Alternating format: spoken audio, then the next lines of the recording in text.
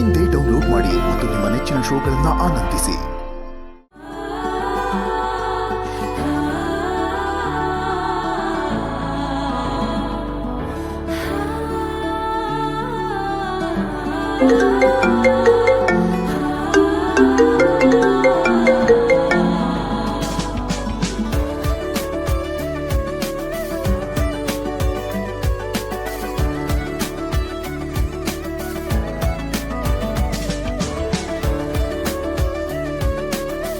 ಸಿದ್ಧಾಂತ ಯಾಕೆ ಹೀಗೆ ಕದ್ದು ಮುಚ್ಚಿ ಹೋಗ್ತಿದ್ದಾನೆ?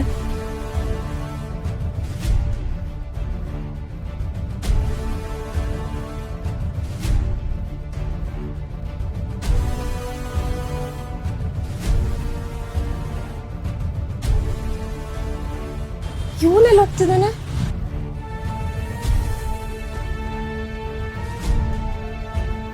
ಅಲ್ಲೆಲ್ಲ ಹೋಗ್ತಿದ್ದಾನೆ?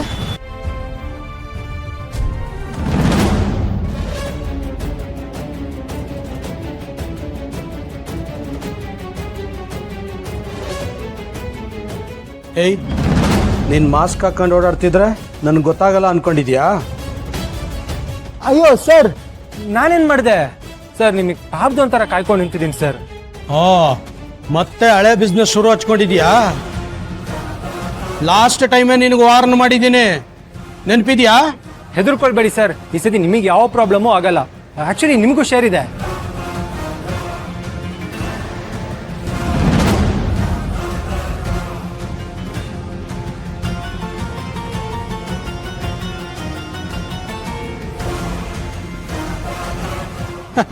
ಲೇ, ನಿಂದೊಂಥರ ಒಳ್ಳೆ ಬಿಸ್ನೆಸ್ ಕಣೋ, ಚೆನ್ನಾಗಿದೆ.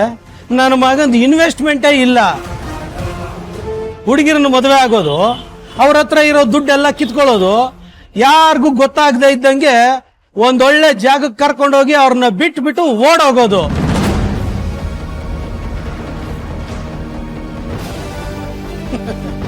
ಇಂಥ ಎಷ್ಟು ಹುಡುಗಿರನ್ನ ನೀನು ಮದುವೆ ಆಗಿ ಅವ್ರ ಫ್ಯಾಮಿಲಿಗೂ ಗೊತ್ತಾಗದೆ ಇದ್ದಂಗೆ ಓಡೋಗಿದ್ಯಾ?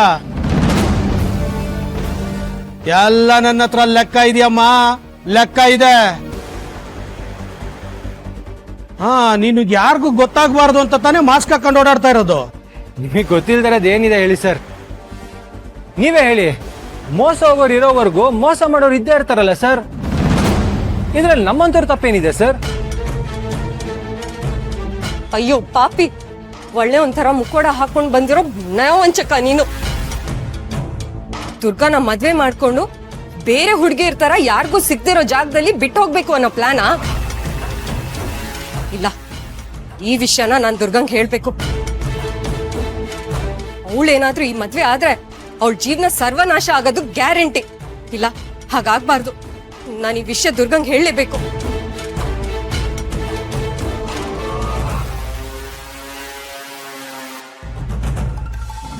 ಸಿದ್ಧಾಂತ್ ದೊಡ್ಡ ಮೋಸಗಾರ, ಹುಡುಗಿರ್ ಜೀವನ ಹಾಳು ಮಾಡೋ ಫ್ರಾಡ್ ಅಂತ ದುರ್ಗಂಗ್ ನಾನು ಹೇಳಲೇಬೇಕು. ಆದ್ರೆ ಏನ್ ಮಾಡ್ಲಿ, ಅವಳನ್ನ ಭೇಟಿ ಮಾಡಕ್ಕೆ ಆಗ್ತಿಲ್ವಲ್ಲ. ಈ ವಿಷಯ ಅವಳಿಗೆ ಹೇಳೋದನ್ನ ತಡ ಮಾಡಿದ್ರೆ ದೊಡ್ಡ ಅನಾಹುತಾನೇ ಆಗೋಗತ್ತೆ. ಎಲ್ಲಿದ್ಯಾ ದುರ್ಗಾ? ದುರ್ಗಾ, ನಾನ್ ಏನ್ ಹೇಳ್ತಿದ್ದೀನಿ ಅಂದ್ರೆ, ಮದುವೆ ಆದ್ಮೇಲೆ ನೀನು ಒಡವೆಗಳನ್ನೆಲ್ಲ ದುಬೈಗೆ ತಗೊಂಡು ಹೋಗೋದೇನ್ ಬೇಡ.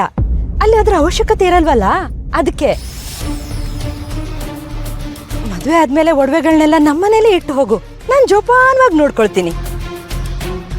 ಒಡವೆಗಳು ಯಾವತ್ತಿದ್ರೂ ನಿಂದೇ ಆಗಿರತ್ತೆ. ನಿನ್ ತವರ್ ಮನೇಲಿ ಒಡವೆಗಳೆಲ್ಲ ಜೋಪಾನವಾಗಿರ್ಲಿ ಅಂತ ಅಷ್ಟೇ. ನೀನು ನನ್ನ ನಿನ್ ಜೊತೆ ಕರ್ಕೊಂಡು ಹೋಗು. ದುರ್ಗಾ, ಏನೇ ಯೋಚನೆ ಮಾಡ್ತಿದ್ಯಾ? ಆ ಮಗು ಬಗ್ಗೆನಾ? ಹೌದು ಚಿಕ್ಕಮ್ಮ, ಪಾಪ ಪುಟ್ ಮೇಡಮ್. ಕರ್ಮ, ನಿಂದೊಳ್ಳೆ ರಾಮಾಯಣ ಆಯ್ತಲ್ಲೇ.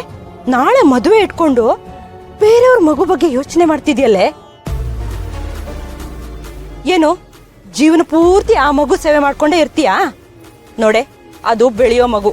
ಅದು ಬೆಳೆದ್ಮೇಲೆ ಅದಕ್ಕೆ ನಿನ್ನ ಅವಶ್ಯಕತೆ ಇರಲ್ಲ. ಅರ್ಥ ಆಯ್ತಾ? ಚಿಕ್ಕಮ್ಮ, ನಾನು ತುಂಬಾ ಕಾಣಿಸಿಲ್ಲ ಅಂದ್ರೆ ಆಮೇಲೆ ಅವಳು ಹುಡ್ಕಾಡಕ್ ಶುರು ಮಾಡ್ತಾಳೆ. ಬನ್ನಿ ಹೋಗೋಣ. ನಡಿ. ಛೇ, ಈಗಲೂ ಅವಳ ಹತ್ರ ಮಾತಾಡೋದಕ್ಕೆ ಅವಕಾಶ ಸಿಗ್ಲಿಲ್ವಲ್ಲ.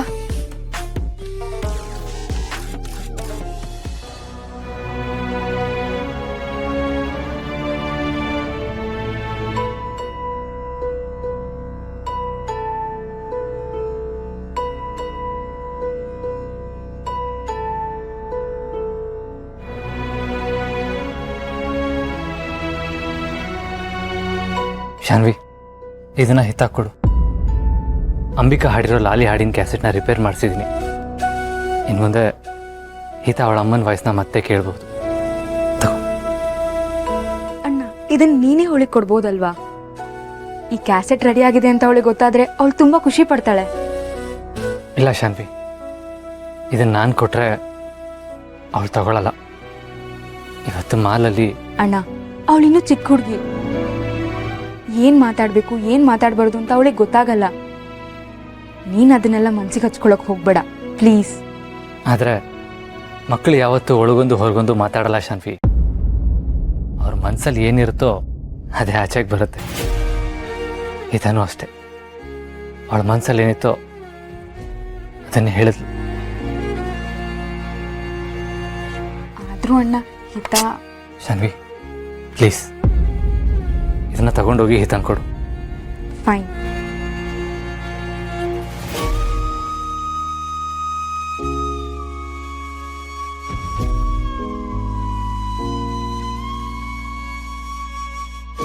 ಹಿತ ಪುಟ್ಟ, ನಾನು ನಿಂಗೇನೋ ಅಂತಂದಿದ್ದೀನಿ.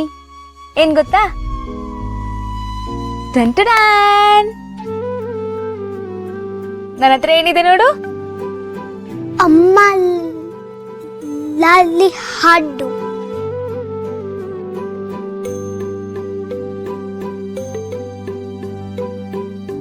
ನಿಂಗೆ ಇವಾಗ ಖುಷಿ ಆಯ್ತಾ? ಇನ್ಮೇಲಿಂದ ನೀನ್ ಮೊದ್ಲಿನ ತರ ಅಮ್ಮನ್ ಲಾಲಿ ಹಾಡ್ ಕೇಳ್ಬೋದು.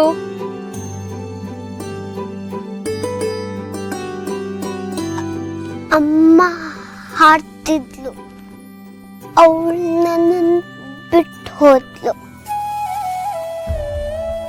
ವಾಕ್ಮನ್ ಹಾಡ್ತಿತ್ತು,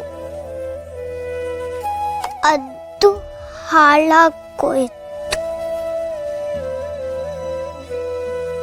ದುರ್ಗ ಹಾಡ್ತಿದ್ಲು, ಈಗ ಅವಳು ಹೋಗ್ತಾಳೆ. ಇದೇನಾದ್ರೂ ಹಾಳಾಗೋದ್ರೆ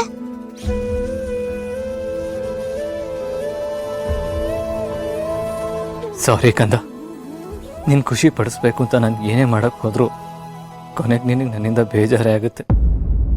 ಸಾರಿ.